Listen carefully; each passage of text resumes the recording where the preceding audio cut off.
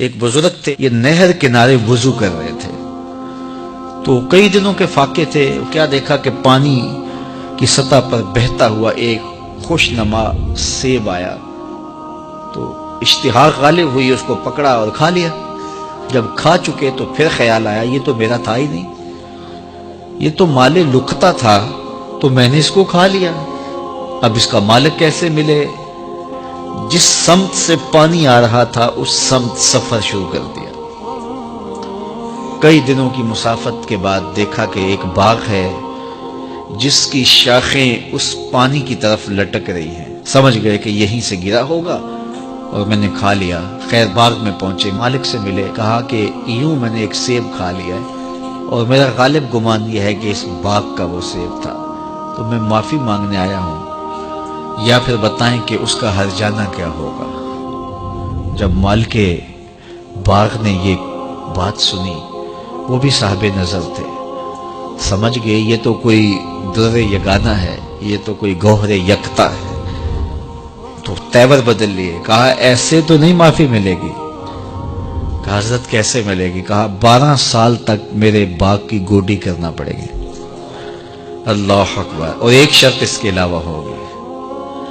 کہا ٹھیک ہے، میری غلطی تو معاف ہو جائے گی نا۔ 12 سال تک باغ کی گوڈی کرتے رہے۔ ایک دن فرمانے لگے وہ صاحب باغ جو تھے کہ سیب توڑ کے لاؤ، مہمان آئے ہیں، تو وہ سیب توڑ کے لائے تو وہ کچے ہی تھے، تو کہا تم 12 سال ہو گئے ہو سیبوں کے باغ میں رہتے ہوئے، تمہیں پتہ نہیں کہ کچے سیب اور پکے سیب کیسے ہوتے ہیں؟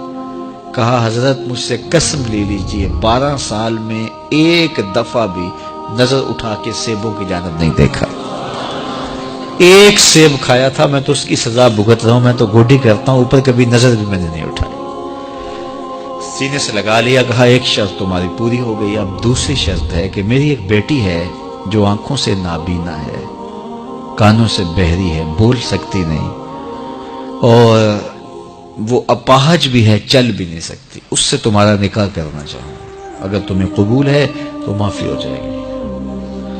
کہا ٹھیک ہے جی قبول ہے، میرا گناہ معاف ہو جائے، میں زندگی کاٹ لوں گا، کوئی بات نہیں ہے۔ خیر نکاح ہو گیا۔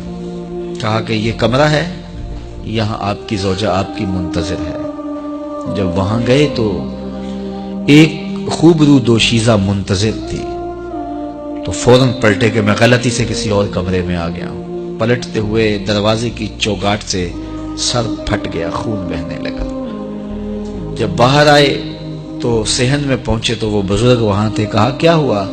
کہ حضرت ایک غلطی کی سزا اتنی کاٹی، اب کہیں دوسری غلطی نہ ہو جائے، وہ تو کوئی اور ہے خاتون۔ کہا وہی تمہاری زوجہ ہے۔ تو میں بتاؤں کہ وہ بہری کیوں ہے؟ آج تک اس نے غیر محرم کی آواز نہیں سنی۔ تو میں بتاؤں کہ وہ بول کیوں نہیں سکتی؟ آج تک اس نے غیر محرم سے کلام نہیں کیا۔ اندھی اس طرح ہے، آج تک اس نے غیر محرم کو نہیں دیکھا، اور اپاہج جس طرح ہے، چل کے کبھی گھر کی دہلیز سے گئی نہیں ہے۔